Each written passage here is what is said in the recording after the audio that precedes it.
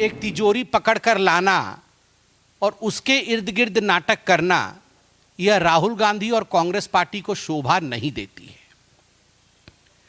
मैं कल social media देख रहा था, आज भी सोशल मीडिया देख रहा था। हम सबके बहुत निकट आदरणीय बाला साहेब ठाकरे, उनके एक इंटरव्यू को हम देख रहे थे, जिसमें बाला साहेब ठाकरे ने जब राहुल गांधी के विषय में पूछा गया तो बाला साहेब ठाकरे झुंझला गए। उन्होंने कहा, अरे वो छोटा पोपट के बारे में मत पूछो, छोटा पोपट है वो, पोपट है। मैं आज इस मंच से कहता हूं और राहुल जी के भाषा में कहता हूं, छोटा पोपट ने किया है कांग्रेस चौपट। छोटा पोपट करे कांग्रेस चौपट। इस छोटे पोपट ने, जिसका नाम राहुल गांधी है, मैं तो आपसे भी कहूंगा कि आप देखिएगा आज के बाद राहुल गांधी का नाम छोटा पोपट पड़ने वाला है। और ये नामांकन कोई हमने नहीं किया है। महाराष्ट्र में चुनाव हो रहे हैं, बाला साहेब ठाकरे को हर कोई पहचानता है, आदर भी हम में से हर कोई करता है।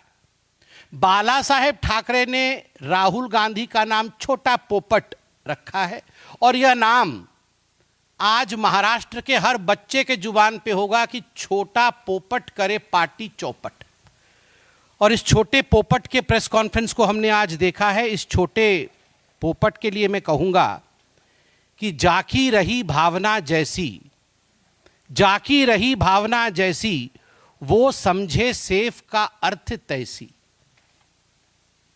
सेफ के दो अर्थ होते हैं, मगर जिसकी जैसी भावना है सेफ का अर्थ उसको वैसा ही समझ आएगा। सेफ का अर्थ सुरक्षा भी होता है, सुरक्षित रखना भी होता है। कैसे भारतवर्षियों को, भारत के नागरिकों को घुसपैठियों से सुरक्षित रखा जाए, समझने वाले सेफ का सही अर्थ समझते हैं। सुरक्षा प्रदान करना, सुरक्षित रहना। हमारे राष्ट्राध्यक्ष नड्डा जी ने भी सेफ के अर्थ को बताया है। और सेफ का दूसरा अर्थ तिजोरी भी होता है, जाकी रही भावना जैसी। जो तिजोरी में सेंध मारते हैं वंशों से, दादा परदादा, दादी, पापा, मम्मी, सबने मिलके जो सेंध मारने का काम किया है, तो स्वाभाविक रूप से जब आप सेफ बोलेंगे तो आपको तिजोरी ही दिखेगा। तो तिजोरी में सेंध मारने वालों ने सेफ का अर्थ तिजोरी समझा, इसमें गलती किसी की नहीं है।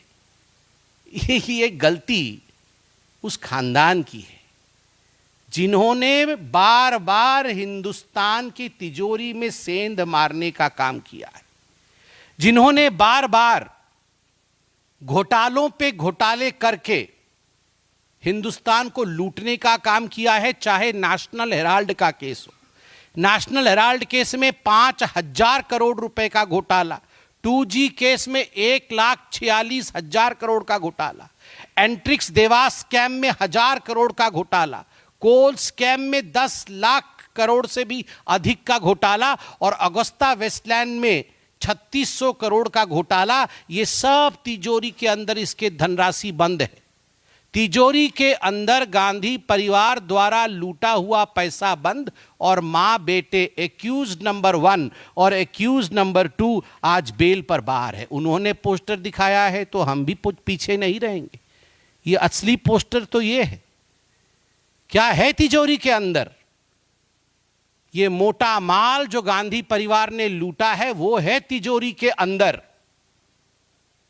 और तिजोरी के बाहर ये एक्यूज नंबर 1 और एक्यूज नंबर 2 दोनों बेल पे बाहर हैं। और दूसरा पोस्टर है छोटा पोपट कर दी अपनी पार्टी चौपट। और ये छोटा पोपट नामांकन बाला साहेब ठाकरे द्वारा किया गया है।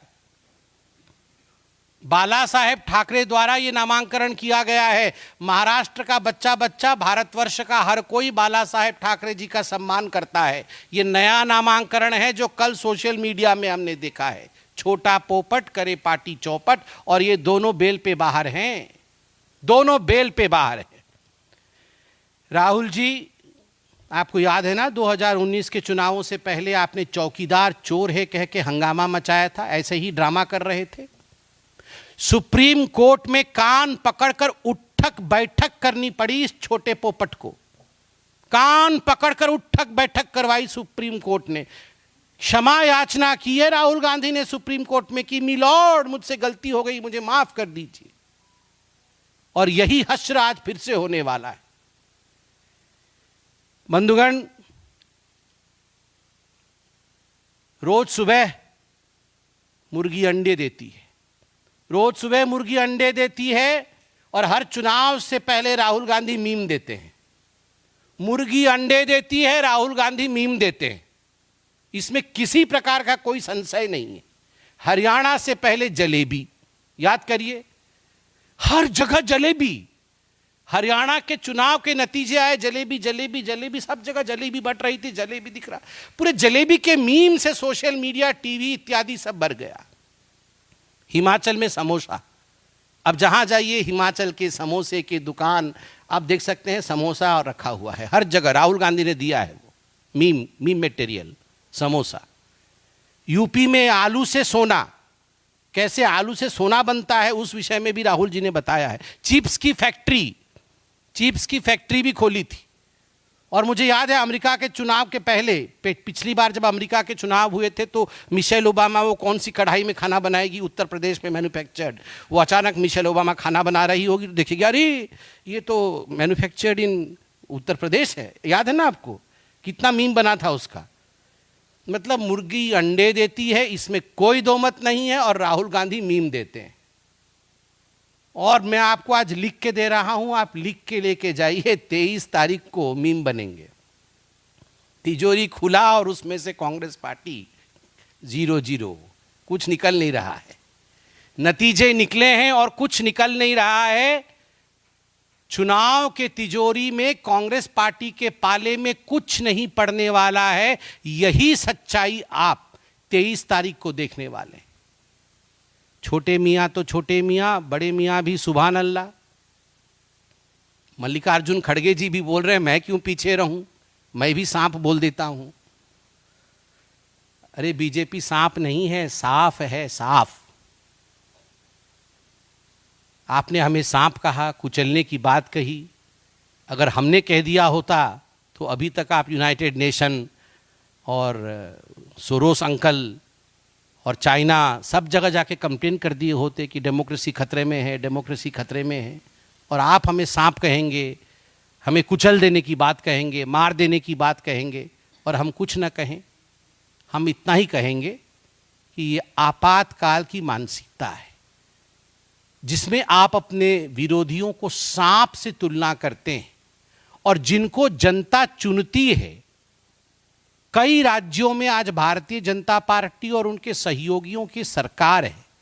वैसी पार्टी को और उनके नेताओं को आप सांप कहते हैं और आप न्योता देते हैं हिंसा की कि आप इनको कुचल दीजिए, मार दीजिए। ये आपातकाल, इमरजेंसी माइंडसेट है, और भारतीय जनता पार्टी इसकी निंदा तो करती ही है, मगर कभी कभी हमें लगता है कि ये कहीं ना कहीं कांग्रेस पार्टी के जहन में बसा हुआ एक विषय है।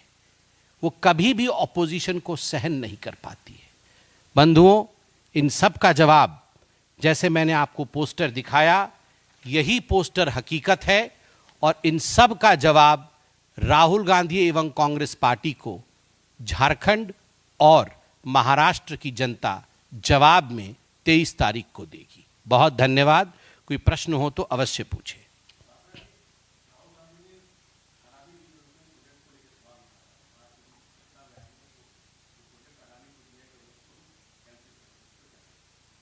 देखिए, जहाँ तक डेवलपमेंट प्रोजेक्ट उनको कैंसिल करने का सवाल, इसके विषय में अभी महाराष्ट्र में पीसी हुआ है। महाराष्ट्र में हमारे महामंत्री विनोद तावड़े जी ने इसका जवाब भी दिया है। मैं एक बात आपको स्पष्ट रूप से कह दूं कि ये वही राहुल गांधी है जिन्होंने ना केवल कहा मगर कोशिश भी कर रहे हैं कि हम सत्ता में आएंगे तो अनुच्छेद 370 वापस लाएंगे। और इसका जवाब भारतीय जनता पार्टी ने दिया है कि राष्ट्रहित के काम के लिए चाहे आप कितना भी विवाद खड़ा करें, राष्ट्रहित के काम तो जरूर होंगे। बाकी मुंबई स्पेसिफिक और महाराष्ट्र स्पेसिफिक सारे विषयों पर उत्तर आदरणीय विनोद तावड़े जी ने महाराष्ट्र में अभी दिया है। जी सर।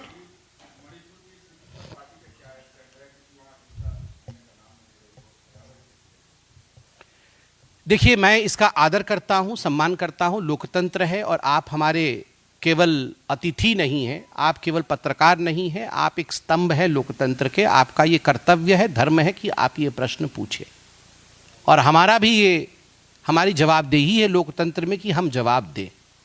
मगर मैं बहुत सोच समझ के आपको कहना चाहता हूं कि इस मंच पर से मेरा एक भी वाक्य, एक भी बयान, एक भी वाक्य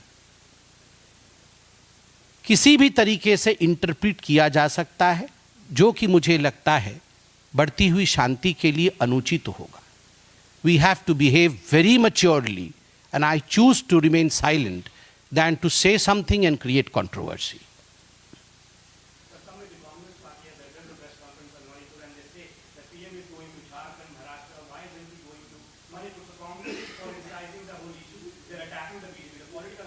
So I would not even bring the political aspect of it because I have observed things very closely. Sensitive issues should never be politicized and we should not try to inflame any kind of anger by our speeches, by our deeds or by any of our comments. So it's better to be quiet than to speak and flare anger. Thank you.